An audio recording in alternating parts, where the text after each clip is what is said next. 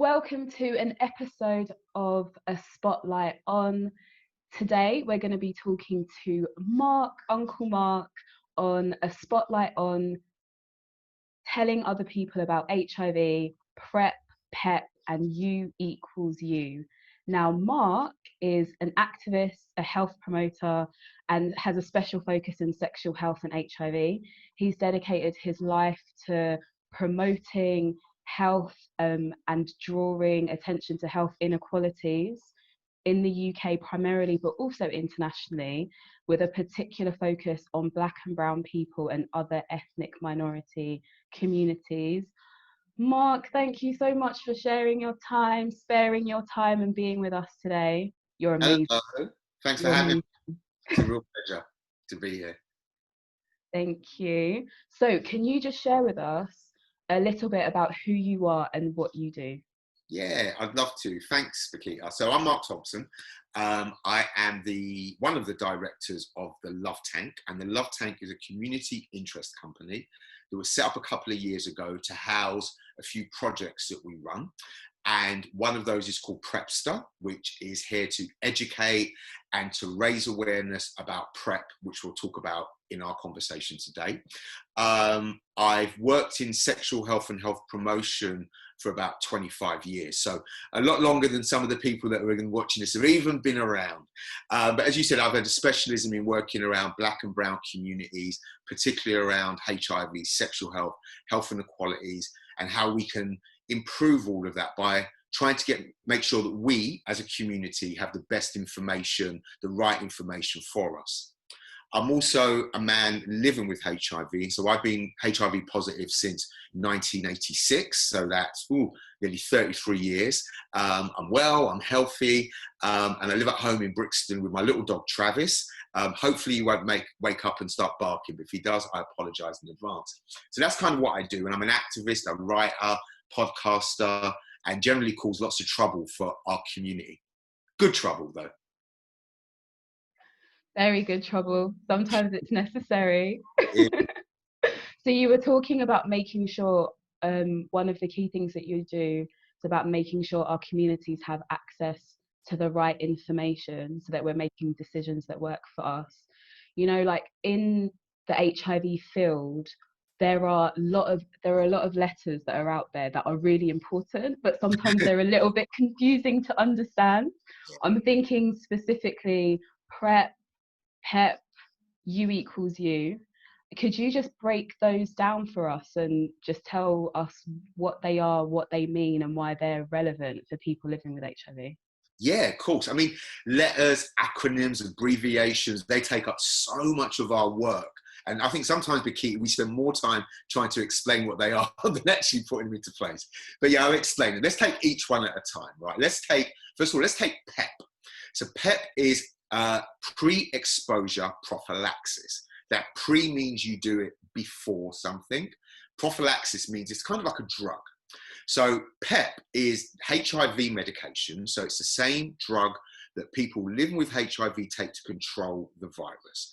But what is for people who don't have HIV, who may feel or think that they've been exposed. And by that means they might have had a risk. Okay, they might have had sex or some sort of contact with somebody that has HIV or whose HIV status they don't know, and they think they might have got HIV.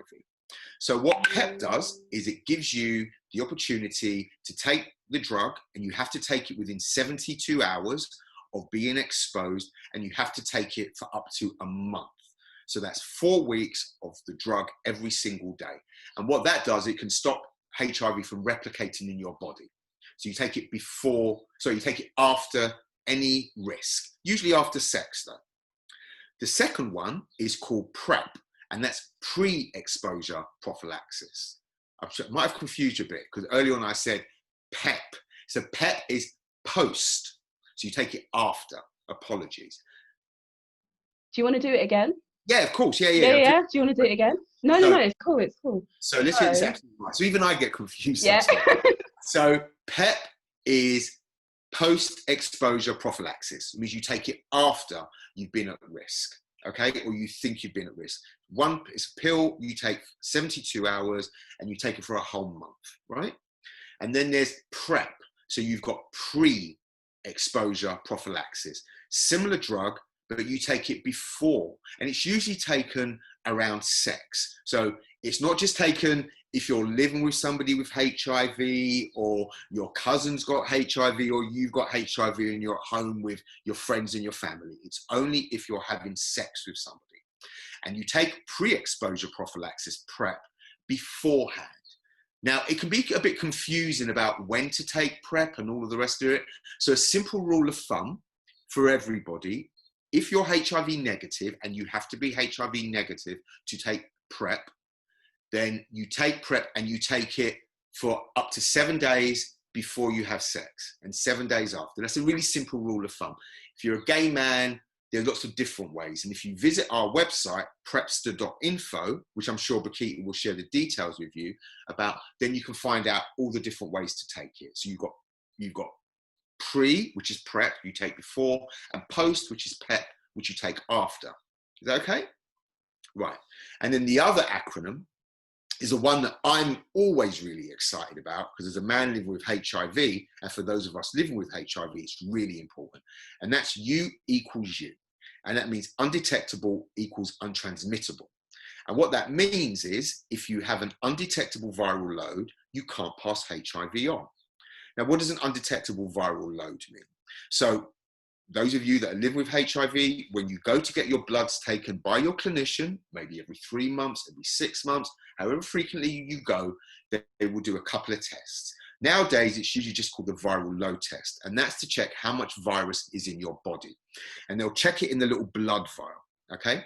It's a bit confusing, but again, go online. There's really great information. I'm sure Chiva can tell you lots of stuff. But having an undetectable viral load means, excuse me, there's not enough virus in your body for you to pass it on.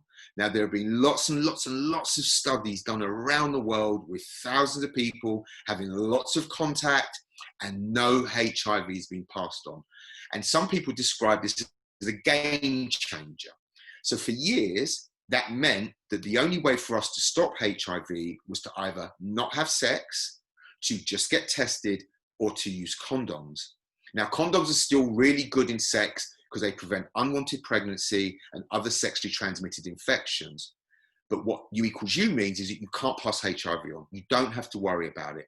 But, and here's the important thing, you have to take your medication all of the time. You have to adhere to your medication. And I think, Bakita, we're going to talk about that in a minute, right? How that can be difficult and challenging for people. But that's the most important thing, to become undetectable. You need to take your meds, and your doctor has to take your blood, and they will tell you that you can't pass HIV on. So those are what those 3 things mean. Great, thank you for breaking that down for us. I think especially when it comes to U equals U, like you said, it's become such a game changer. There are some people who maybe thought once upon a time that they wouldn't be able to be in a relationship again, and it's revolutionized what they think their future could be, will be. So it's amazing. And I know it's information that sometimes some young people that we work with might find like it blows their mind, but once they understand it, it's amazing. Like, it's amazing news.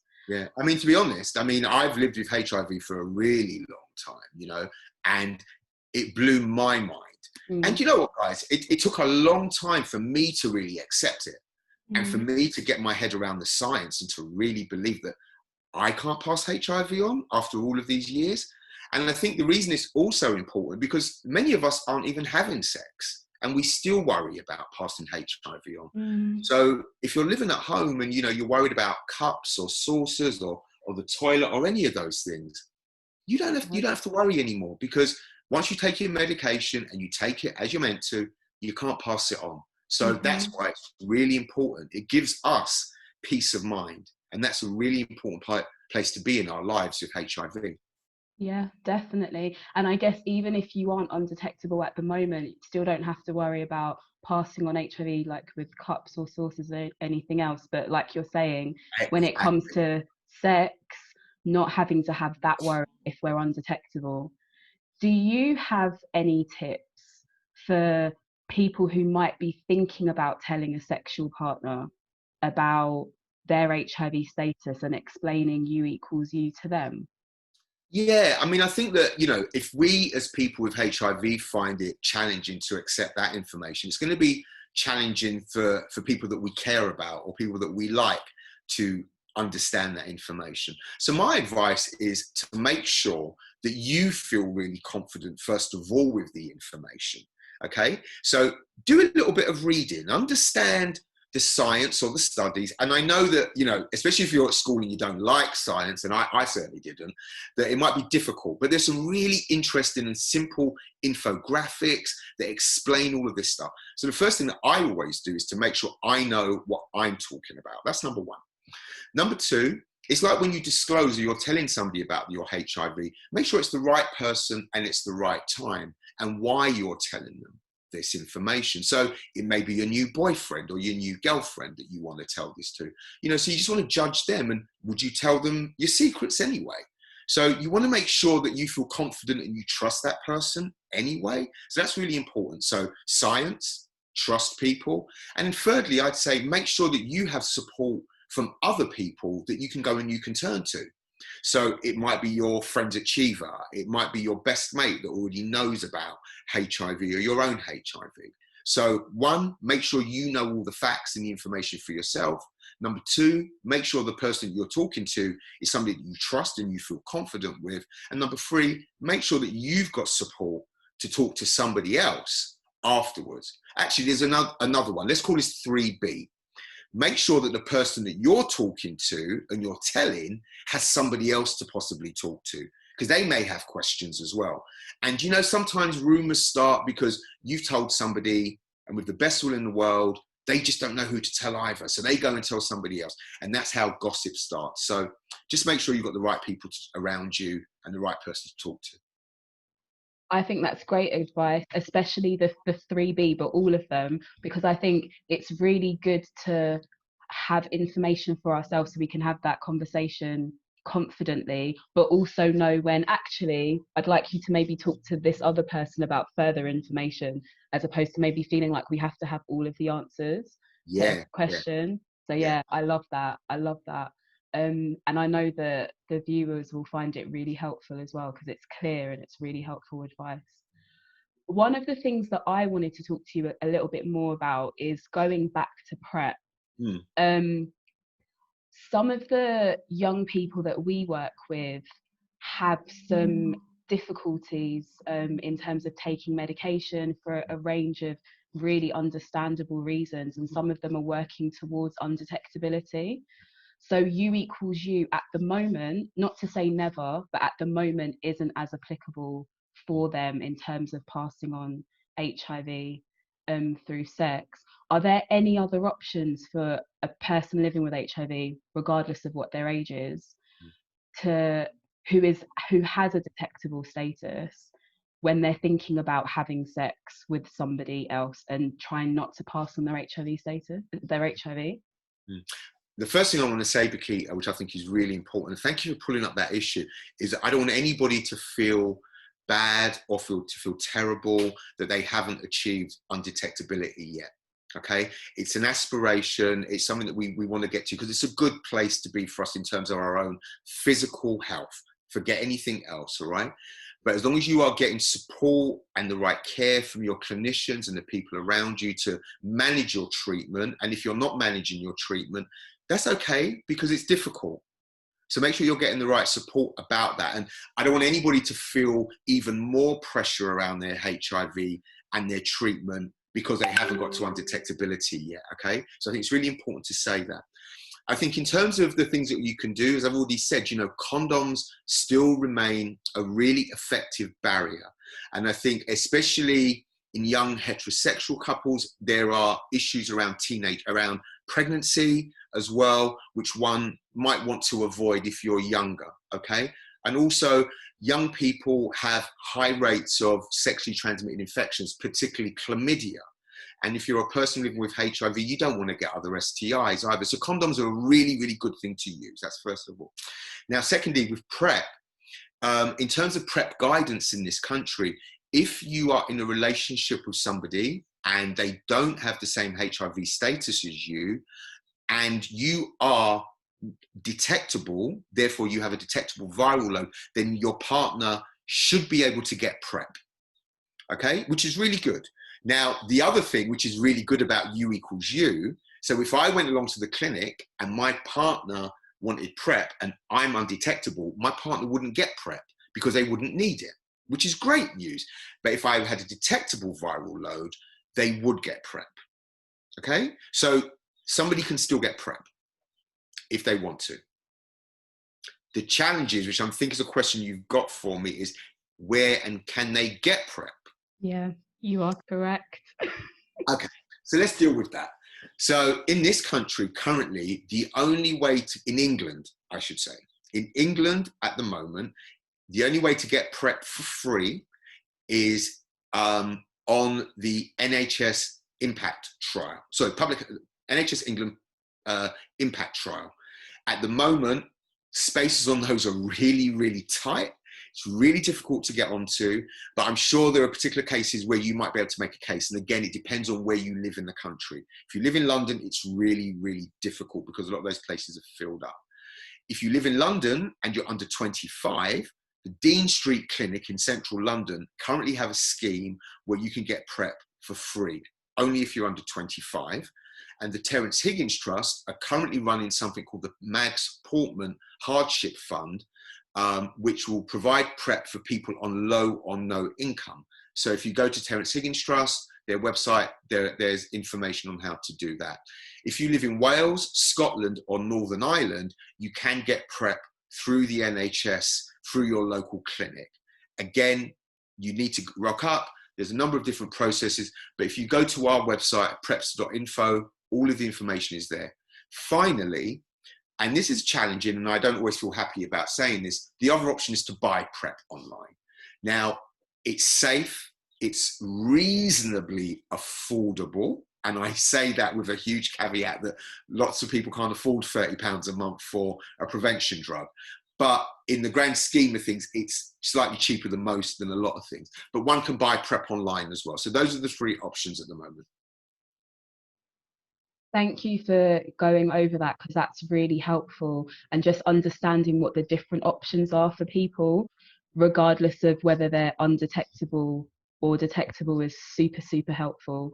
And it's really interesting to know the different availability across the country and what that looks like depending on the nation that somebody's in. When it comes to England, do we know when PrEP will be available via the NHS? I know that you're doing a lot of work around that, and sometimes things seem like they're going in one direction and then there's a sudden surprise. So it would be really good to know like your perspective and your thoughts on it. Okay. Well, we've been working tirelessly at Prepster and with colleagues around the country to get PrEP made available for free on the NHS in England. We've moved mountains, but not quite shifted them completely out of the way. So what we do know so far is that the government, the Minister for Health, has approved a national rollout of PrEP provision in England.